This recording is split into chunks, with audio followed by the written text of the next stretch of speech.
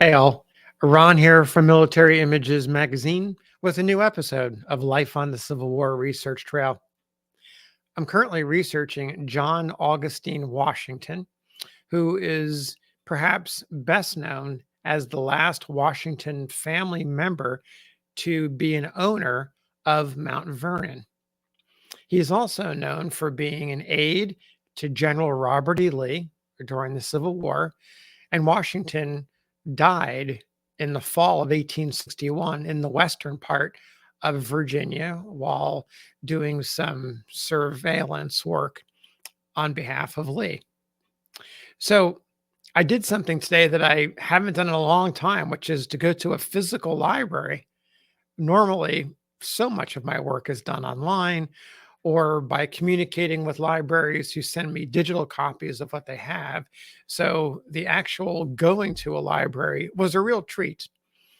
And I went to the George Washington Presidential Library, which is part of the Mount Vernon complex, a beautiful place, about 10 years old, just everything you would want in a library. Dana Stefanelli was a director, and he helped me by getting the requests that I had asked for prior to arriving, a number of letters, some specific letters written and signed by Robert E. Lee that I really wanted to see. They were cataloged, but not available digitally. So I spent a pleasant couple of hours going through all this material and collecting the information that I needed. As I was winding down my visit, Stefanelli asked me if there was anything else I was looking for. I said, well, if you've got anything that describes how the family felt in the aftermath of the news of the death of John Augustine Washington, I would love to know about it. And he didn't know of anything offhand, but he did recall a group of letters written in the 1860s. And I thought, well, let's take a look at them because there might be something of interest. What I found was not at all what I expected. It's this letter right here. And the title of it will immediately stopped me in my tracks. It's the disinterment of the remains of Washington. It's not John Augustine Washington.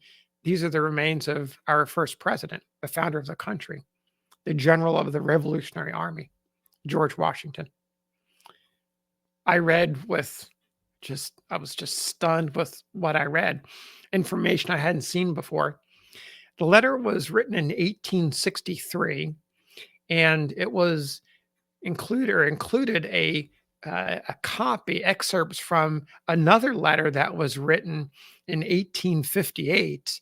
And the 1858 letter was an eyewitness to the interment, the disinterment, if you will, that happened in 1837.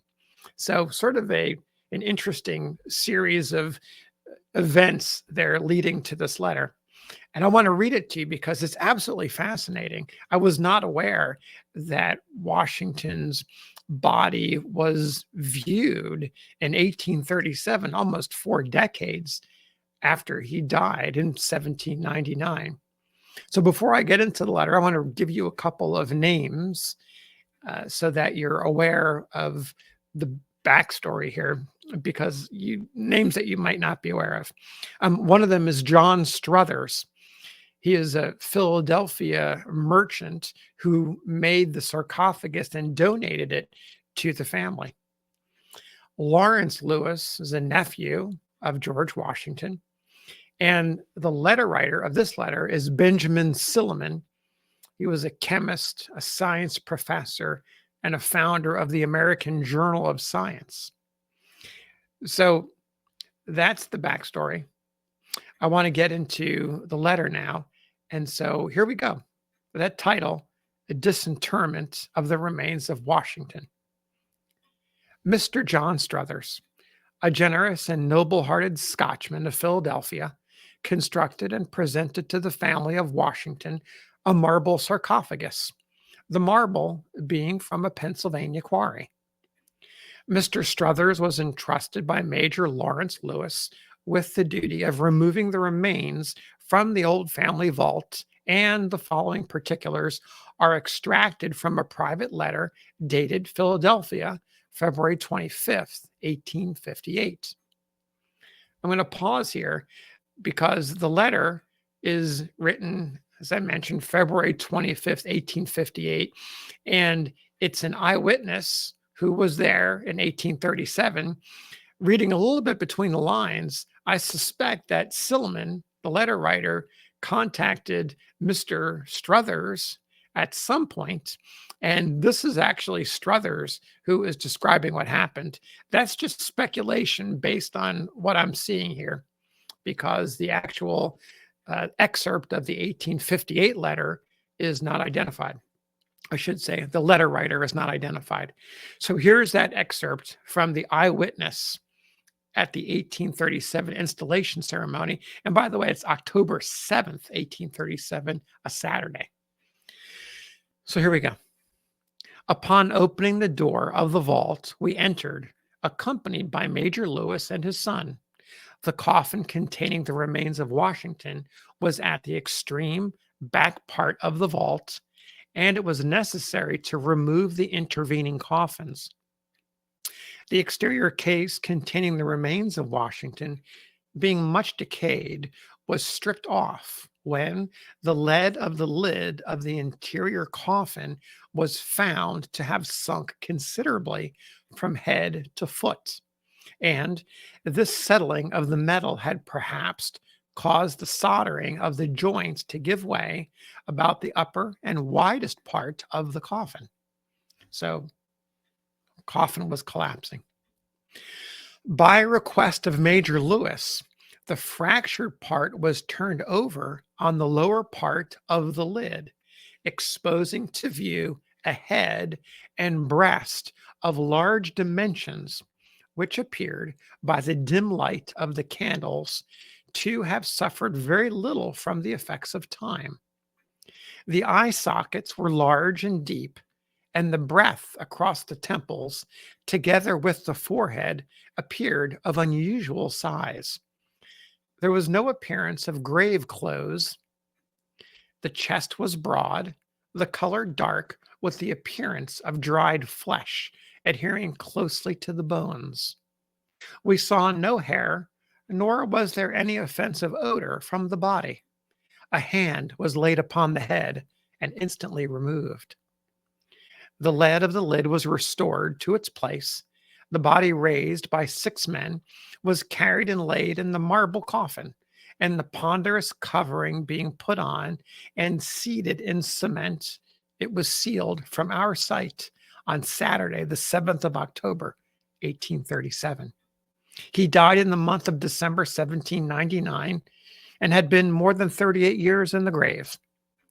The relatives who were present were Major Lawrence Lewis, Lorenzo Lewis, John Augustine Washington, George Washington, the Reverend Mr. Johnson and lady, and Miss Jane Washington, who, after the removal, returned to the family mansion.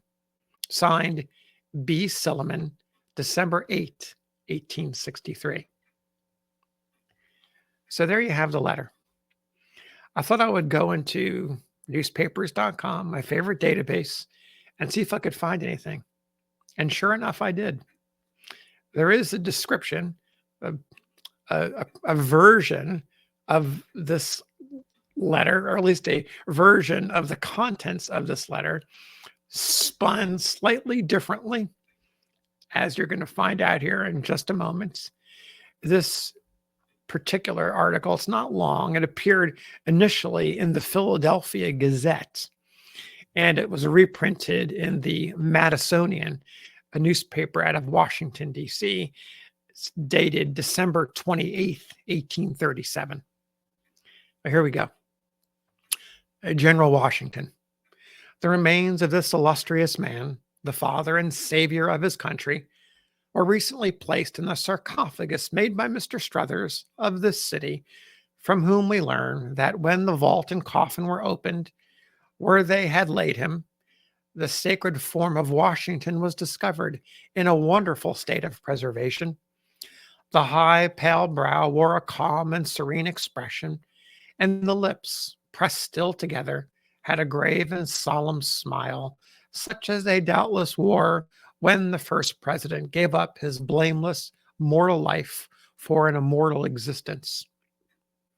When his soft breath with pain was yielded to the elements again.